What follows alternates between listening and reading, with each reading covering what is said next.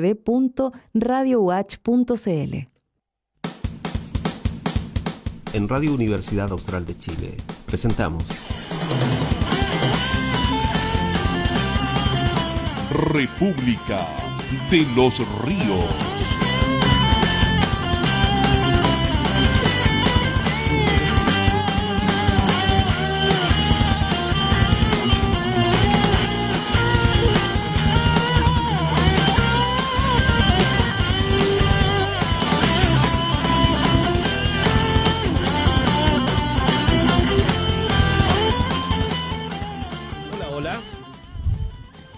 Bienvenidos, bienvenidas.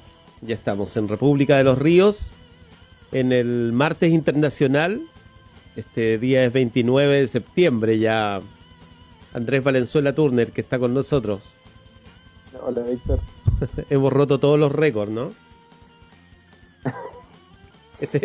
Esperemos que en algún momento rompamos buenos récords. Buenos récords, claro.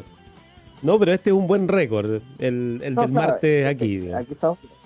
El panel más antiguo de República de los Ríos, o el Toda panelista América más antiguo en presencia en la radio, el más nuevo quizás. Con más minutos en el cuerpo. Claro. Ha jugado de titular todas estas temporadas, estas últimas temporadas. A esta altura ya me van a tatuar el código de barras de los activos de la Watch. Claro, claro, te van a poner el... Exactamente. Van a inventariar. El inventario. Andrés Valenzuela Turner, estos martes los dedicamos al tema internacional, ya se nos va a unir, estaba cerrando otra cosa, Diego Sáez Trumper.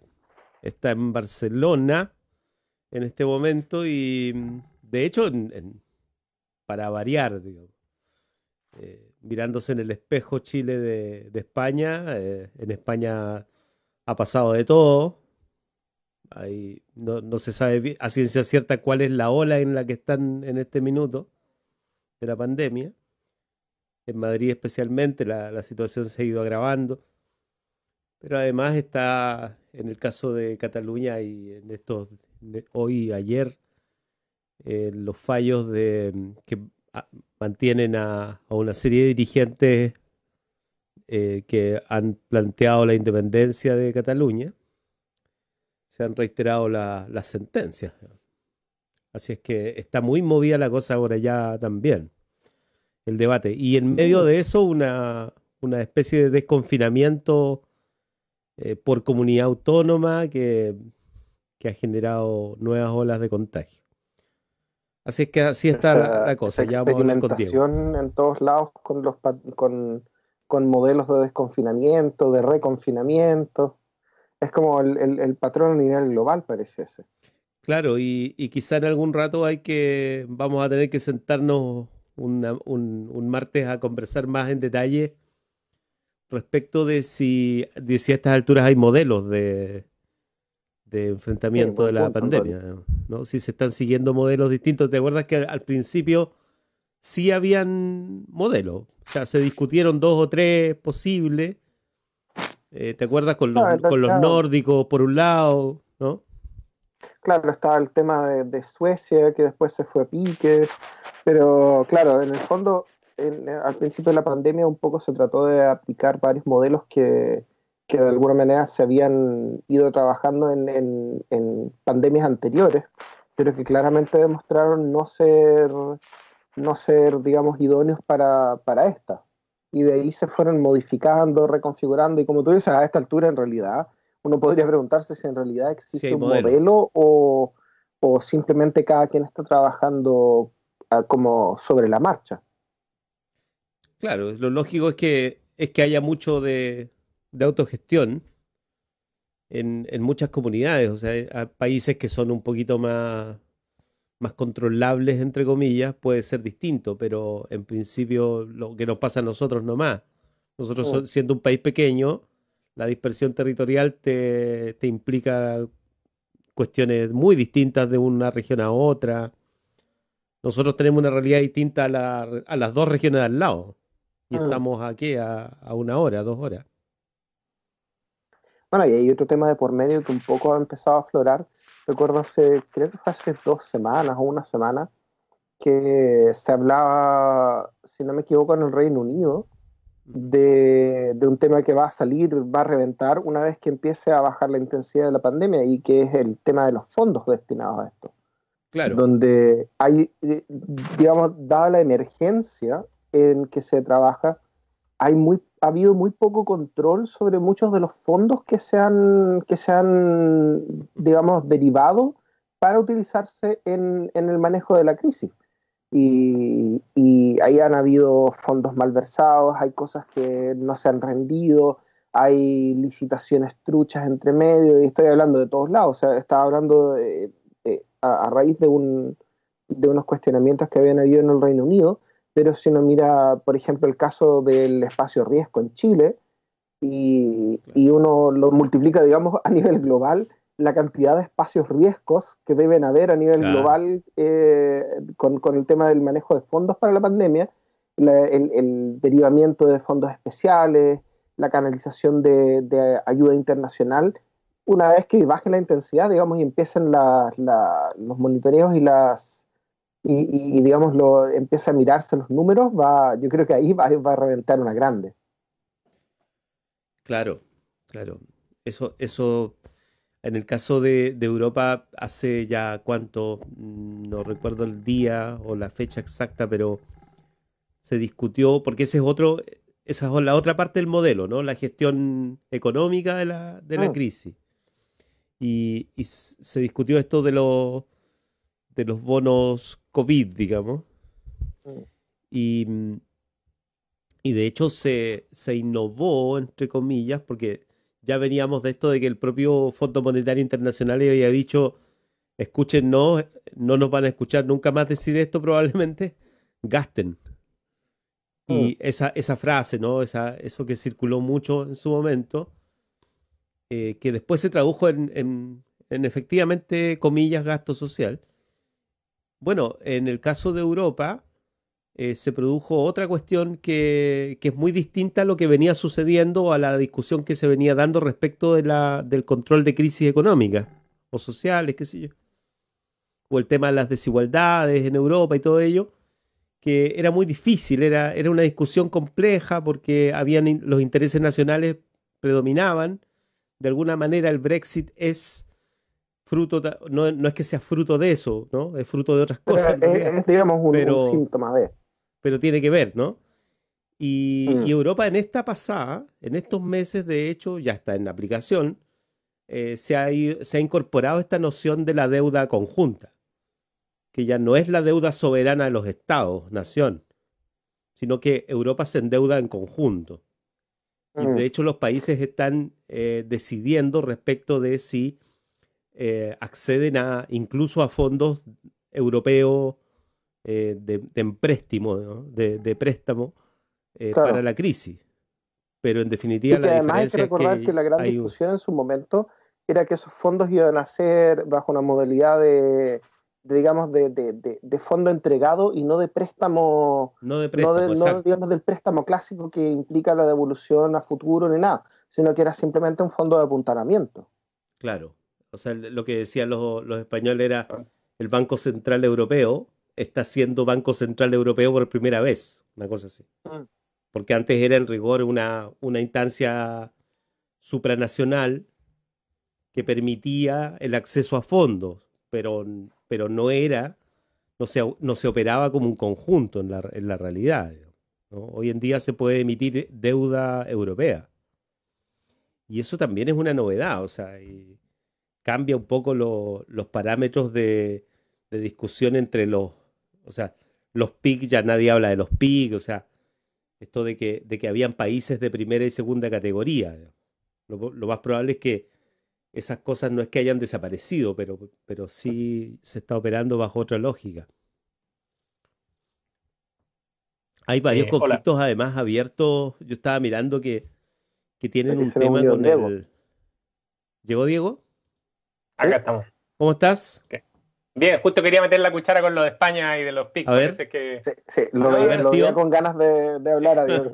No, claro, es que los venía escuchando un poquito y sí, hay que ver cuánto dura esto y también hay que acordarse que esta vez en vez de hablar de los PIC se habló de los países frugales, no me acuerdo cuál era el concepto que se usaba, que eran los países que en buenas cuentas, porque hay unos que están poniendo plata y unos que están retirando. Claro. Y una cosa donde se entremezclaron algunos gobiernos de derecha más tradicional como el holandés, que era uno de los que lideraba, junto con gobiernos más de esta derecha populista tipo Orbán. O esta otra gente. Entonces, es una cosa que todavía es un poco frágil. Ha llamado la atención que los requisitos que ha puesto en Europa el Banco, bueno, el Banco Europeo y en general como lo que acá se le llama como el establishment de Bruselas, es que han sido medidas de mejoramiento de las condiciones de los trabajadores, por ejemplo, porque se pusieron algunas medidas, pero se pidió que se acabara un poco con la precariedad, porque para poder gestionar esta situación, el trabajo en negro, la economía sumergida es un gran problema. Claro. Lo curioso de todo esto es que los gobiernos que han llevado la batuta, digamos, en esta reforma del tipo de préstamos y del tipo de ayuda que se entrega, no han sido gobiernos de izquierda. Eso es, digamos, lo más, tampoco, claro, lo más radical dentro de todo esto es que no han sido gobiernos como, no sé, el español o el portugués, que uno podría esperar medidas un poco más sociales, sino que han sido Francia y Alemania, que básicamente son gobiernos de derecha, digamos, moderados, demócrata cristiano. En el caso de Macron es como una especie de derecha liberal, pero no han sido gobiernos que digamos que se declaren a sí mismos como radicales o sociales, ni nada. Pero tiene que ser así, que ¿no? tradicionalmente han tenido... O sea, lo que pasa es que de otra manera, digamos. Lo que pasa es que los liberales de derecha de Francia están a la izquierda del Partido Comunista Chileno, básicamente, ¿no? Entonces ese es como el... Y no han habido gobiernos de izquierda... No te rías así, no quise decir nada. Te estás comprando unos problemas. Una figura retórica, no es que haya un montón de espacio ahí todavía, pero bueno, esa es otra discusión. Pero también es cierto que no hay en ninguno de los países centrales de la Unión Europea gobierno de izquierda, y de hecho, claro, el gobierno español y el portugués y un poco el italiano intentaron, pero fueron los que fueron a pasar el platillo, entonces como que no es mucha gracia que ellos apliquen esas políticas. Igual hay que decir que muchos de estos fondos son como una especie de fondos concursables. O sea, los países tienen que decir en qué se los van a gastar, que es un poco distinto a lo que se hizo al principio de cuando los países se incorporaron a la Unión Europea, que toda la crítica a los PICs viene un poco de eso también, que no sé, que Portugal, que España se gastaron la plata en fiesta, que esa es como la idea que tiene en Europa del Norte, que además no sabemos si está tan distante de la realidad o no. Ahora se supone que tiene que ver como con lo que los gringos llaman accountability, ¿no? Como hay que rendir esos fondos de alguna forma, pero claro, es que si no, yo creo que lo que se dio cuenta Merkel y que la siguió Macron es que era eso o un montón de Brexit, ¿no? O sea, estaba el caldo servido para que una derecha populista o inclusive una izquierda que se replanteara como nacionalista pudiera generar una crisis más grande si no se tomaban estas medidas. O sea, además, Alemania necesita estratégicamente consolidar su liderazgo europeo. Y eso a largo plazo le va a redituar mucho. O sea, también no Merkel es... eso, digamos, si uno tiene también en cuenta el panorama global, es un momento en que la Unión Europea tiene, digamos, una oportunidad única de, si está en un pie sólido, posicionarse internacionalmente como una alternativa real al bloque de poder que es Estados Unidos, porque Estados Unidos se fue abajo, digamos, a nivel de la diplomacia internacional y de su credibilidad internacional como socio estratégico, como socio comercial, como socio militar, bajo la administración Trump. Entonces, la posibilidad de Europa de, en realidad, posicionarse internacionalmente y digamos, ocupar un nicho relevante es única. El problema es que justo agarra a Europa en medio de la crisis del Brexit y en medio de la crisis COVID, digamos, y eso obliga a Europa de alguna manera a decir, ok, no podemos seguir no podemos seguir teniendo el riesgo, como dice Diego, de que se nos dejaran el choclo, y tenemos que consolidar esto para poder actuar en bloque hacia afuera y no perder, digamos, en esta carrera de hegemonía ante, por ejemplo, China.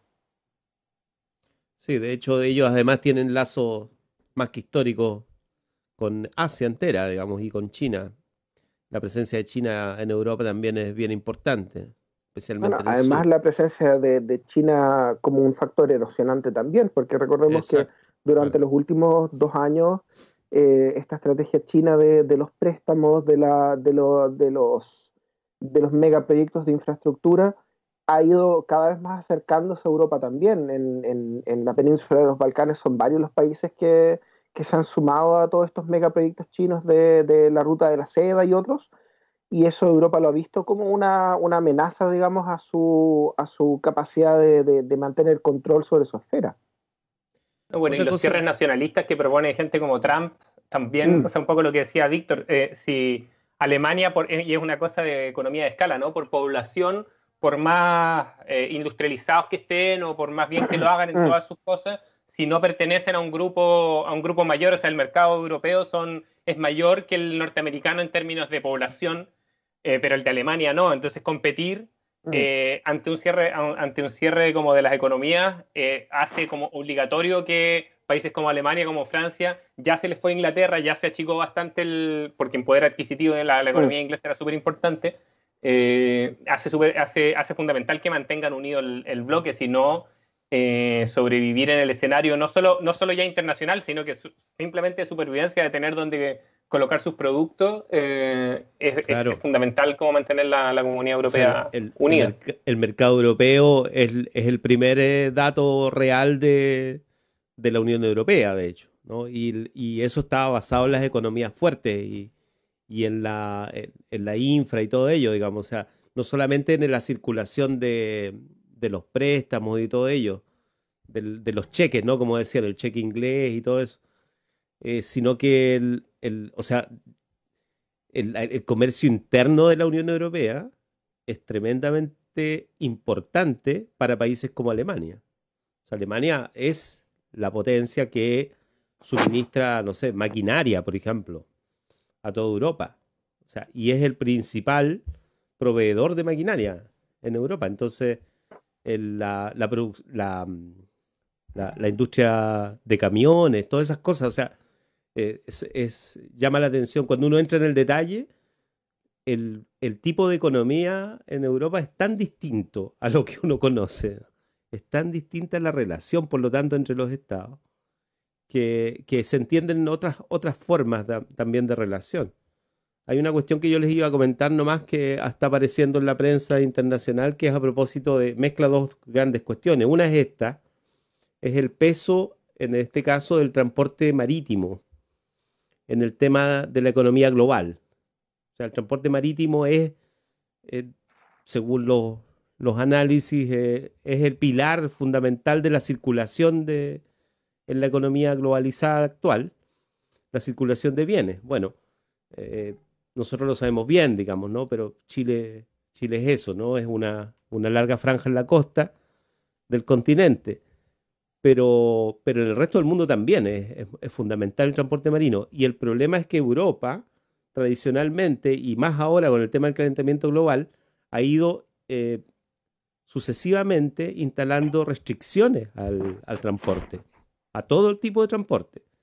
En Mm. el transporte aéreo, de hecho, Estados Unidos boicoteó, incluso votó en el Parlamento norteamericano leyes en contra de las disposiciones europeas y lograron que en Europa se restrinjan los vuelos solamente, o sea, se tasen, digamos, se cobren impuestos especiales a los vuelos, pero solamente dentro de Europa, ¿no? Y lograron evitar que se le cobre impuestos asociados a los parámetros de compromiso con la agenda global eh, en el resto del mundo, digamos, ¿no? Pero en el caso del transporte marino no es así. O sea, en el caso del transporte marino, los países incluso que son socios europeos, nosotros incluidos, tienen que restringir o pagar por el efecto ambiental que tiene el transporte marino, que es muy intenso, ¿no? Entonces las tasas de carbono y todos esos, digamos, son elementos que nosotros a propósito de pandemia hemos olvidado un poco, pero siguen estando y van a seguir estando, digamos, en este reacomodo de las economías globales. Andrés. Andrés. No se te escucha, Diego. Diego. No te escuchamos. Diego, ¿no tienes audio? Ahora sí. Ahí Ahora sí. El doble muteo que lo he aprendido para evitar algunos accidentes que me han ocurrido alguna vez en otros lados. Decía que esto tiene mucho que ver con una discusión que han planteado muchos intelectuales. Yo creo que tal vez el más destacado ha sido Chomsky en hablar de la pandemia como una especie de preparativo para la crisis del calentamiento global que se viene después, y que básicamente ante la crisis económica hay como dos salidas, ¿no? Una que dice, estamos en pandemia, da todo lo mismo, tenemos que salvarnos como podamos, y por lo tanto la ecología, el calentamiento global y otras cosas tendrán que esperar porque la prioridad es esta. Y otros que dicen, bueno, esto nos demuestra que los problemas globales, digamos que la globalización ya llegó definitivamente y para quedarse, y que por lo tanto tenemos que salir de esto, pero no vale salir de cualquier forma, porque si no cambiamos las reglas del juego económica, el problema, la situación medioambiental va a ser mucho más grave y mucho más irreversible. Y ahí están tirando, o sea, con Estados Unidos y con Trump que sigue, o con los Bolsonaro quemando con los Bolsonaro y todo lo alrededor, quemando ahora el Pantanal. El año pasado era la parte más arriba del Amazonas. Se están jugando esos dos juegos, ¿no? Y la apuesta europea se supone que incluye, digamos, esta visión, vamos a llamarle más holística, de incluir el problema de cómo se sale de esto reformateando la economía pensando en los próximos 50 o 100 años, mientras que la salida norteamericana o la salida brasilera tiene que ver más como pensando en los próximos 50 días, ¿no? Bueno, ahí hay un como un paralelo con el tema de que estábamos hablando recién de los fondos y de cómo se gastan los fondos. En el fondo, valga la redundancia, uno podría decir es muy similar a la situación de la reforma necesaria en los sistemas de salud. Uno puede simplemente afrontar la crisis, digamos, y decir, ok, hay que salvar esto como se pueda, o uno puede decir, ok, ¿qué va a quedar después de esto? ¿Queda el mismo sistema de salud que colapsó cuando llegó la pandemia, o dejamos un sistema de salud que esté mejor? Reformamos el tema para que no vuelva a pasar, digamos, y es un poco, uno podría hacer un paralelo con lo que dices tú, Diego. O sea, en el fondo, la crisis actual nos sirve también para visibilizar un montón de problemas que quizás estaban en el asiento de atrás, digamos, que no eran tan urgentes, pero que ahora es necesario replantearse. El mismo tema, por ejemplo, de las desigualdades, que ha quedado súper expuesto con la pandemia, la precarización del trabajo, un montón de otros temas que forman parte al final de la gran crisis. No es que el calentamiento global vaya a ser un tema por el calentamiento global solamente. La crisis ambiental, digamos, va a pegar fuerte porque el sistema actual, digamos, está mal preparado para poder enfrentarlo. Si la realidad fuese menos desigual, con una producción más limpia, etcétera, probablemente ninguna de estas crisis golpearía tan fuerte como ha golpeado. Pero ahí hay digamos, pasa también por la voluntad de reconocer la interdependencia de los factores.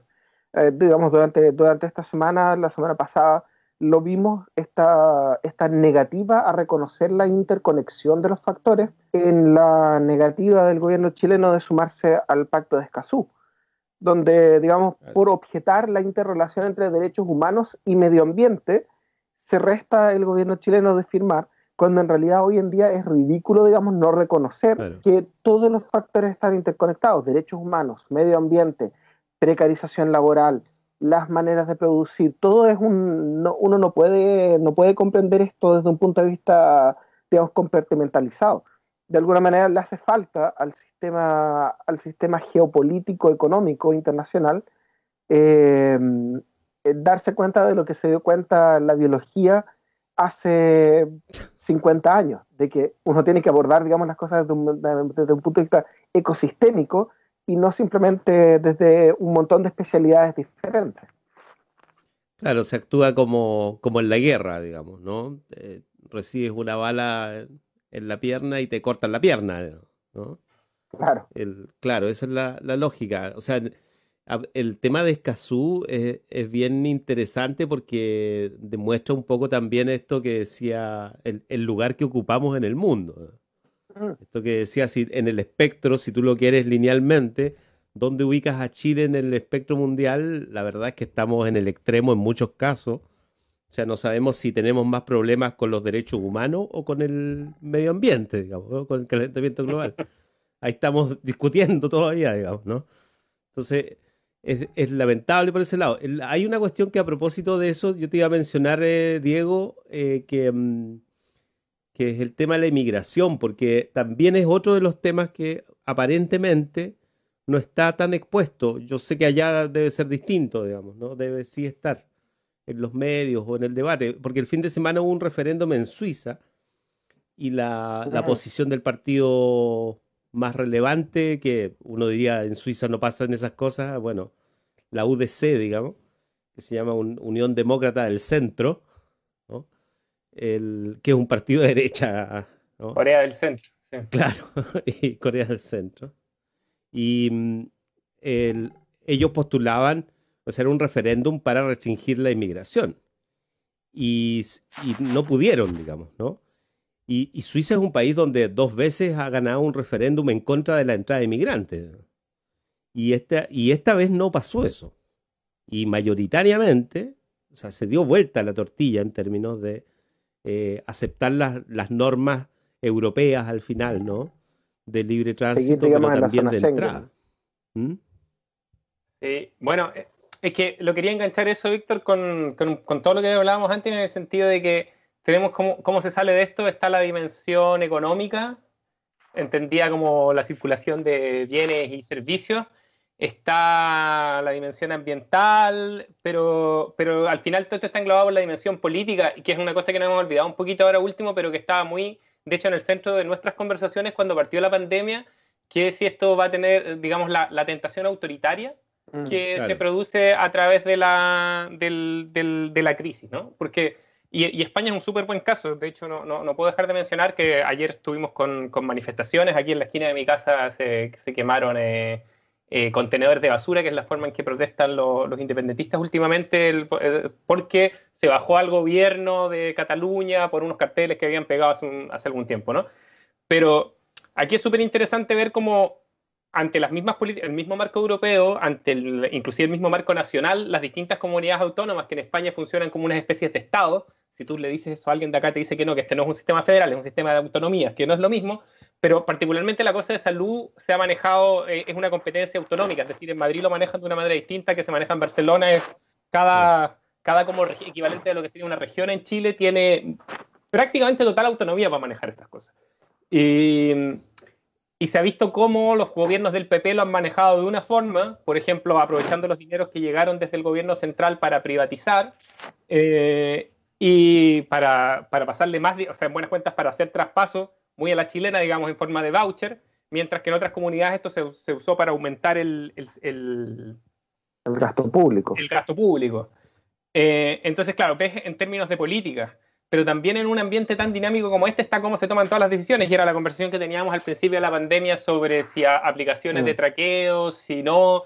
Claro, según se va alargando esto, cada vez más hay una especie de deseo de orden, y cada vez yo creo que muchos de los que, por ejemplo, yo siempre soy un gran defensor de la privacidad y de que no hayan aplicaciones de seguimiento a las personas, pero claro, después de un año, si la condición es instalar una app para poder salir a hacer tu vida normal o no, la gente se empieza un poco Y claro, y está el modelo chino, que son los que más han controlado, con tecnologías de reconocimiento facial, con sistemas de crédito social. O sea, esa es otra dimensión, y que Europa en estos momentos ha tratado de salir de una forma un poco más, digamos, menos autoritaria, un poco más democrática, pero que genera. O sea, ayer tuvimos concentraciones enormes de gente protestando porque el curso político tú lo podías tener detenido durante un mes, durante 2 meses de emergencia, cuando la pandemia se llenaba toda. Pero ahora vemos que, y lo vamos a ver en Chile, lo estamos ya viendo en Chile, como la política ahora ya la pandemia empieza a ser una cosa. Yo no sé nada de epidemias, ¿no? Pero empieza a ser esta cosa como más endémica, que ya está ahí, es un factor más. Pero los derechos ciudadanos, la capacidad de manifestarse, la capacidad de votar un referéndum, no puede estar eternamente congelada, aunque sería mucho más eficiente desde el punto de vista sanitario, ¿no? Lo más eficiente desde el punto de vista sanitario sería que hubieran toque El de no ir a queda, como votar. en algunos países ya no sé cuánto tiempo Ah. y nadie saliera a su casa.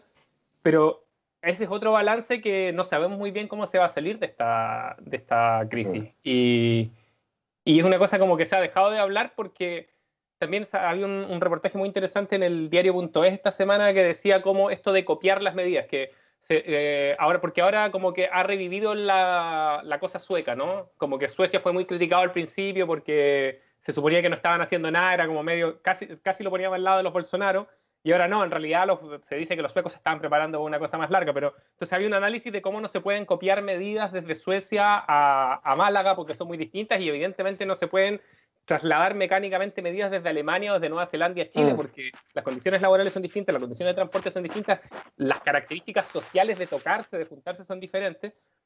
Y entonces, claro, vamos a tender igual hacia una uniformización de esto a nivel internacional, pero esperemos que dentro de, además de que sea una salida ecológica y que sea una salida que mejore los sistemas de salud, también sea una salida que garantice ciertas libertades individuales que en algún momento se han puesto como contrapuestas, ¿no? Y que el gobierno de Chile ha sido, por ejemplo, muy, muy vivo en dejar milicos en las calles, en dejar toque de queda, y el otro día en Madrid lo que decían algunos políticos de izquierda es que no había que militarizar Madrid, sino que había que medicalizar Madrid, porque en Madrid se pusieron hace una semana o 2 semanas atrás medidas muy parecidas a las que puso el gobierno de Chile, ¿no? Estas cuarentenas por zona. Y claro, las cuarentenas más pobres, las zonas más pobres son las que están en cuarentena y las zonas más ricas son las que no están. Metí muchas cosas ahí, pero me callo. No, es un buen resumen, o sea, además vincula un poco esta discusión que veníamos trayendo. Claro, además que lo que uno debiera decir siempre en estas conversaciones es que, dicho todo esto, la urgencia es no resolver una cuestión que tiene que ver con la pandemia, sino que más bien es gestionar una crisis que está en todos los ámbitos de la vida, ¿no? Que es el tema de la educación, por ejemplo, ¿no? O sea, la educación en este minuto está en debate en el mundo y es bien interesante. Yo estaba viendo hace poco una charla del ministro de Universidades, Manuel Castells, de España, y cómo él abordaba el tema.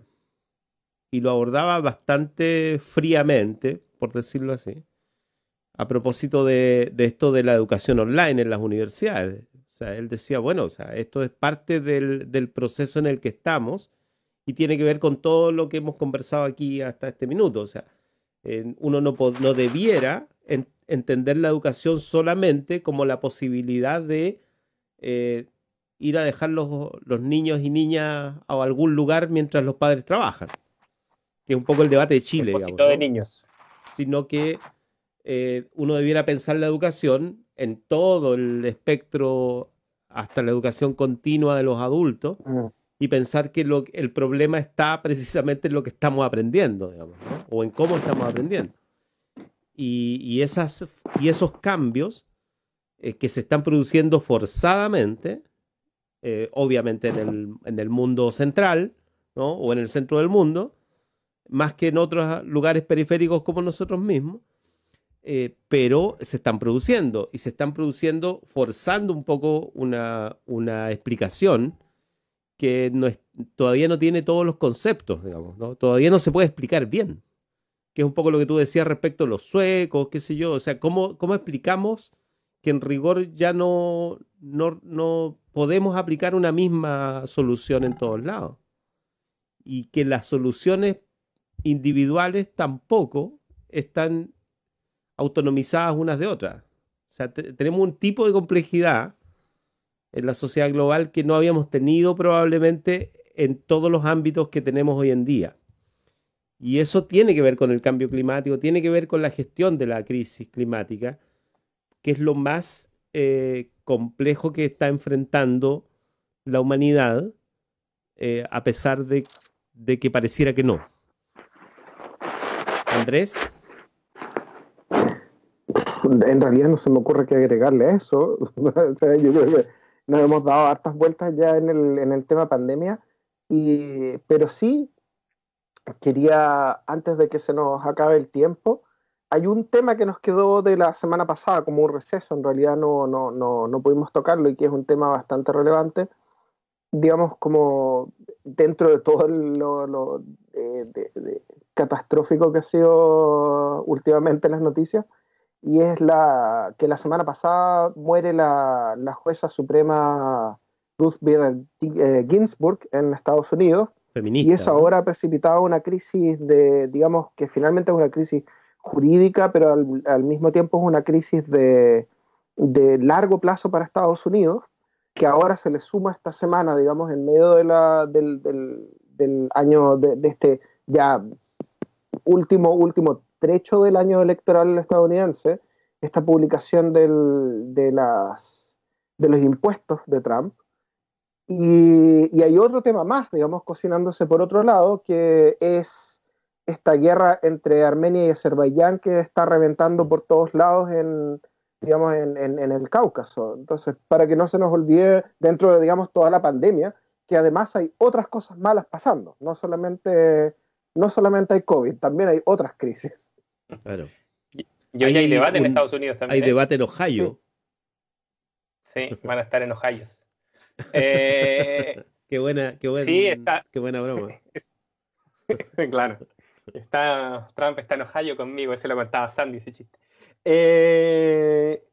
Lo del Cáucaso está súper complicado, ¿eh? Porque ahí de nuevo son estas guerras como transferidas que fueron tan propias de la Guerra Fría, donde Estados Unidos y Rusia se enfrentaban en Vietnam, o se enfrentaban en Cuba, o se enfrentaban...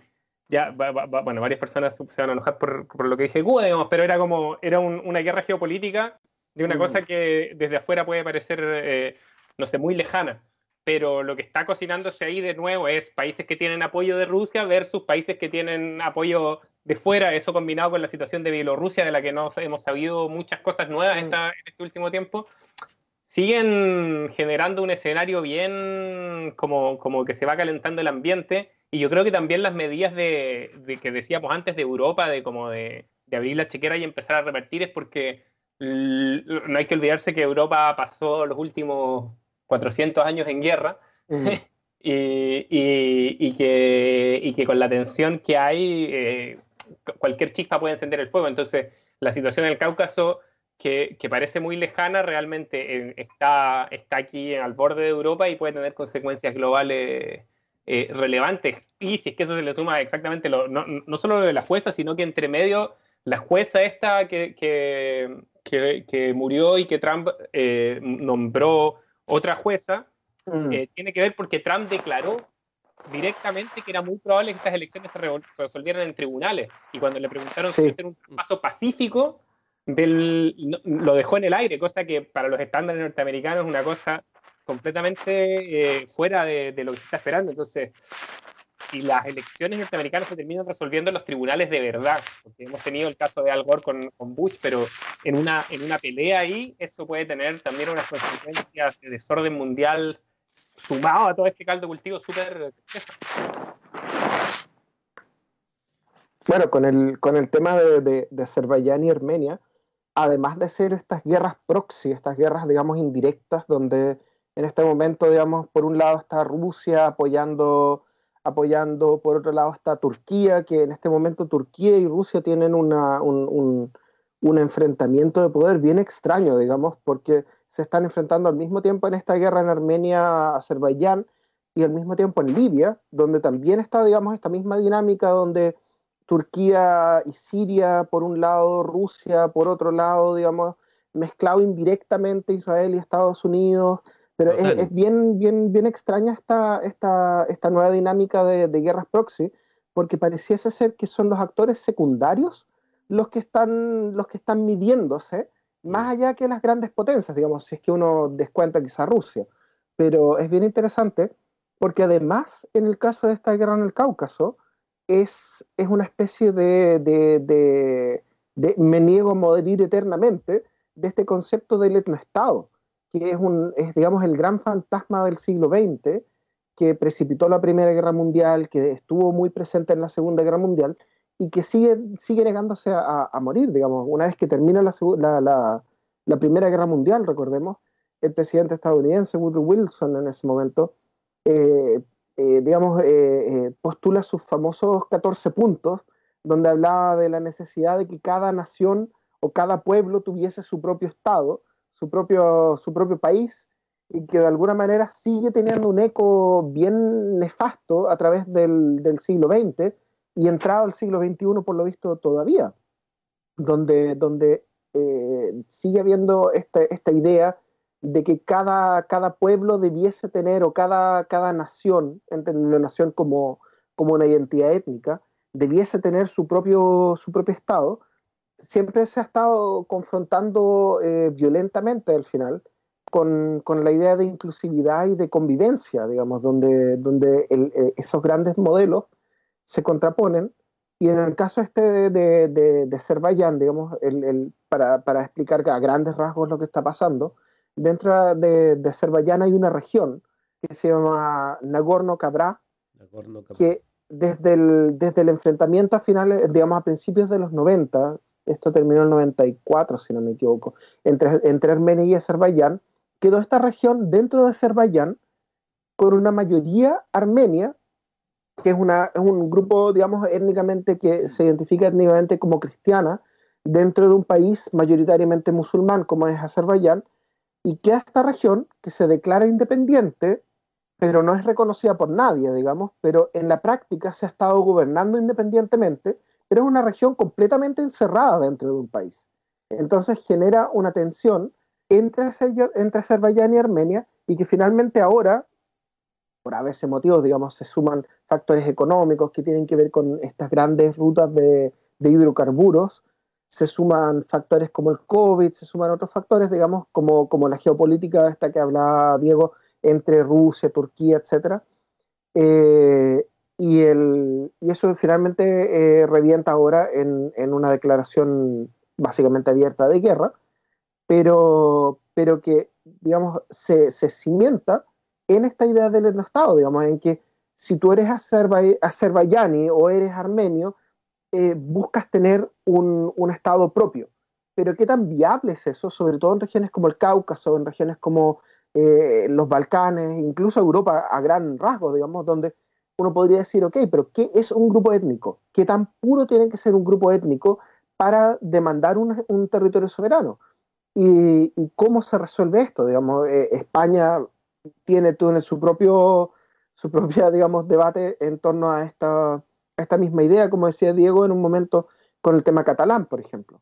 ¿Cómo se resuelve esta idea de que cada etnia o cada grupo étnico o cada grupo que se identifica a sí mismo como un grupo étnico diferente, sea por razones de historia geopolítica, por temas religiosos, por temas lingüísticos, cómo se define y qué tan necesario es finalmente la necesidad de generar una independencia política absoluta respecto de los otros grupos, sobre todo cuando hay traslapes en las exigencias o en la identificación geopolítica, en que un grupo étnico dice: nosotros hemos vivido X cantidad de años en este territorio.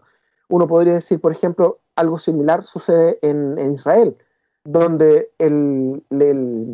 digamos, los palestinos dicen: nosotros hemos vivido en este territorio por X cantidad de años, por lo tanto nos identificamos como pertenecientes y el territorio perteneciente a nosotros.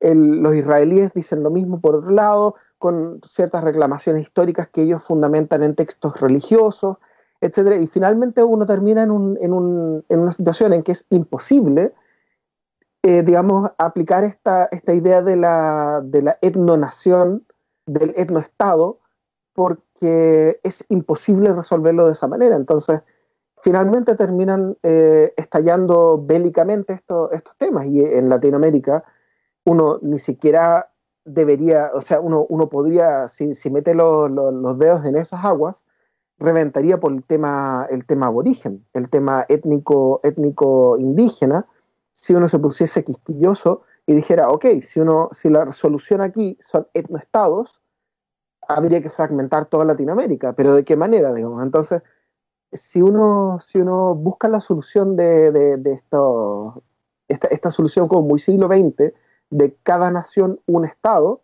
finalmente termina con guerras estallando por todos lados, y eso todos lo dan por superado, pero por lo visto no, y abre la posibilidad a todas estas guerras proxy, como dice Diego.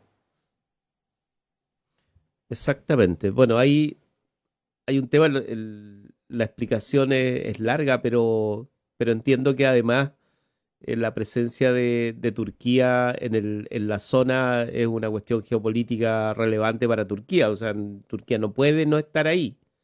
O sea, es la relación, de alguna manera, Azerbaiyán, Armenia, qué sé yo, están entre ellos y Rusia. Entonces, es el lugar donde efectivamente, como tú decías, las guerras proxy se van a Es seguir el buffer. evidenciando. Además, hay que tener en cuenta que en el caso de Armenia y Turquía hay un tema histórico de larga data también entre medio. O sea, hay que recordar que lo que se considera normalmente como el primer genocidio El genocidio armenio. documentado fue el genocidio armenio, que fue perpetrado por Turquía y hasta el día de hoy es negado por Turquía. O sea, hasta el día de hoy hay académicos en Turquía que han sido básicamente condenados al ostracismo y en algunos casos incluso viven en el exilio porque han puesto en el tapete el genocidio Claro. armenio, digamos que fue durante la Primera Guerra Mundial y que Turquía, como dicho, se niega a reconocer hasta el día de hoy. Entonces hay ahí un tema no resuelto bastante relevante a nivel histórico entre Armenia y Turquía que sí o sí va a salir a flote cada vez que haya un conflicto. Diego Sáez, ya no nos quedan minutos, pero agendemos Justo tenía algunos esta temas. conversación ahora, porque ahora como, bueno, se recalentó nuevamente el tema independentista aquí que estaba durmiendo. Justo tenía esta conversación con los amigos acá, ¿no? Los amigos que son de Cataluña toda la vida. Entonces está esta típica discusión. Bueno, supongamos que ahora no tienen ni el 50%, ¿no? Pero que tuvieran el 70%. No, ¿cuál es el antecedente histórico de una nación que está dentro de otra que se independiza de forma pacífica y constructiva y que no requiere de hacer limpiezas étnicas y todas las cosas que ya conocimos en los Balcanes hace poco? Si es que uno quiere irse Sí. 20 años atrás, no necesita irse 100 ni... Sí. Entonces, claro, y un convencimiento de que en este mundo globalizado, si tú eres chiquitito, digamos, te puedes mover con más ductilidad, porque también la conversación es, ¿para qué te vas a independizar si al final dependes de Europa? ¿Te vas a salir de Europa? ¿Qué? No, claro, quieres ser Mónaco. Bueno, pero Mónaco lo defiende, o sea, en realidad es un protectorado francés, o Andorra lo gobierna, es protectorado francés con un cura que lo gobierna, o sea, ¿cómo se encajan? Porque claro, esto uno lo pone en Europa y suena todo muy así, pero después tú lo llevas, todos los que creemos que en los derechos del pueblo mapuche y en las libertades que tienen que tener el Gualmapu, claro, no es tan difícil hacer ese paralelo, ¿no? De hecho, acá te lo hacen muchas veces cuando uno se mete en el tema. Entonces, ¿cómo se gestiona esa complejidad de la que hablaba antes Andrés? De una cosa que no es unidimensional, que no son dos grandes bloques chocando, sino que es una serie de actores en un mundo globalizado, pero que a la vez tiene una multipolaridad implícita, intrínseca, que no se puede, que aunque Estados Unidos volviera a retomar el liderazgo internacional, de todas formas estas cosas a nivel local están súper enquistadas.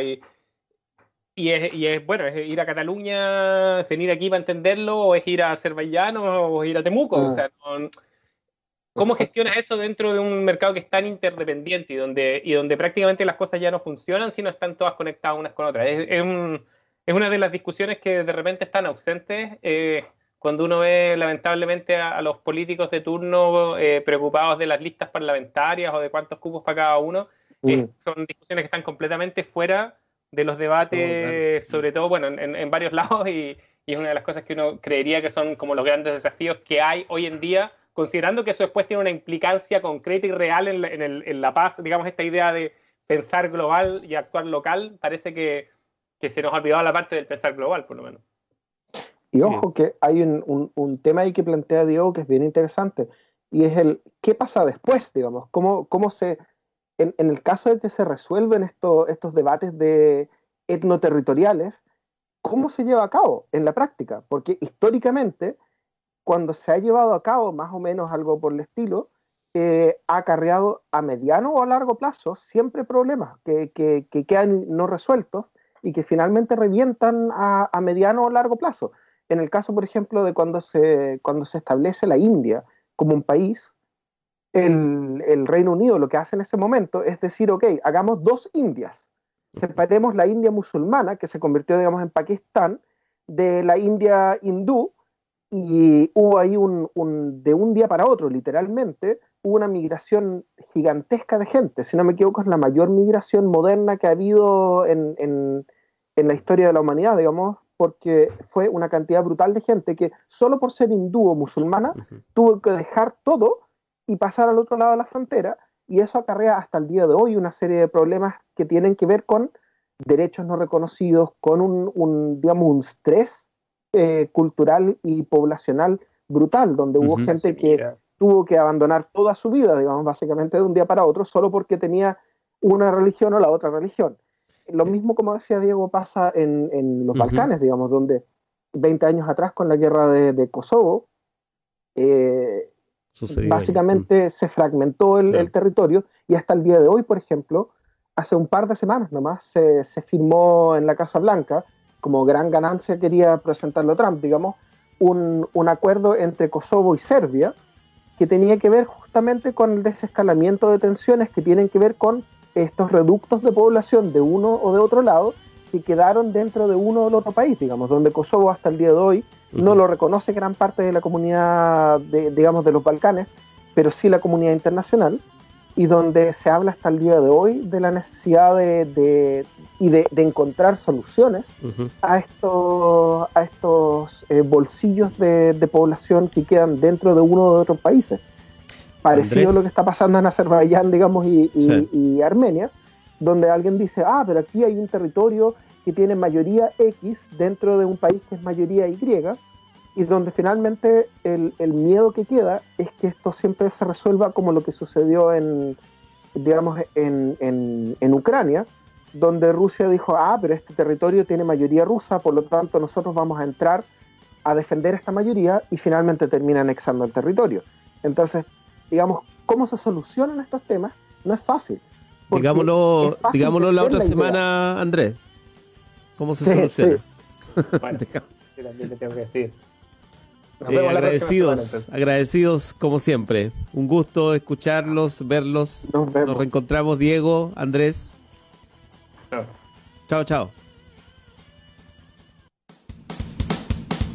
En Radio Universidad Austral de Chile hemos presentado República de los Ríos.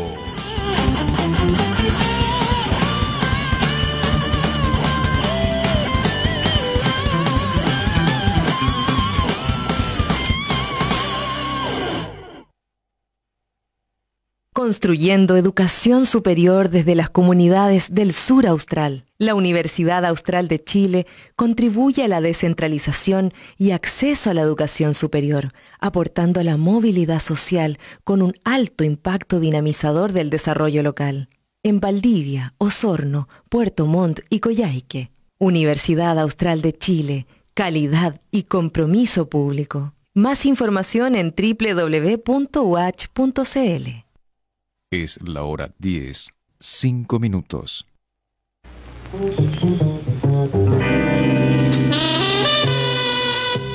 Dona sangre, dona vida. Entre las consecuencias de la crisis sanitaria que estamos atravesando, se registra una disminución sostenida en la donación de sangre, requerida permanentemente en los centros asistenciales para tratamientos médicos. La Universidad Austral de Chile y el Banco de Sangre del Hospital Base de Valdivia se unieron en una campaña de donación de sangre. Tú puedes donar en las dependencias del Centro de Salud Universitario UACH, ubicado en Isla Teja, calle Los Laureles, a un costado del Campus de la Cultura. Las donaciones abiertas a toda la comunidad valdiviana se reciben todos los miércoles desde las 9:30 a las 14 horas.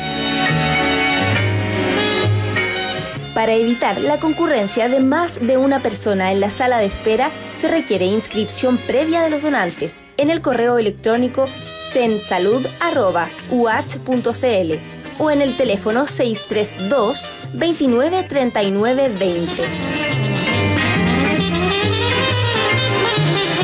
Durante la emergencia sanitaria, tu donación de sangre puede salvar vidas. Donar sangre es donar vida.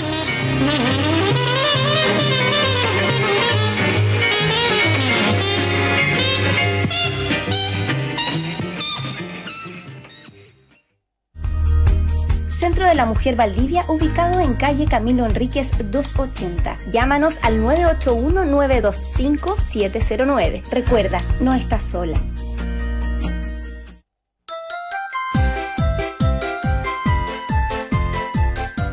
En tiempos de coronavirus, lávate las manos, lávate las manos. Lávese frecuentemente las manos con agua y jabón por al menos 20 segundos o bien utilice alcohol gel. Lávate las manos, lávate las manos. Es una recomendación de la Dirección de Servicios de la Universidad Austral de Chile. Universidad Austral de Chile.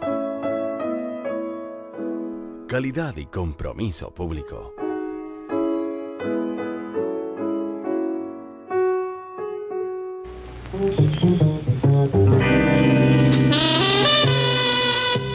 Dona sangre, dona vida. Entre las consecuencias de la crisis sanitaria que estamos atravesando, se registra una disminución sostenida en la donación de sangre, requerida permanentemente en los centros asistenciales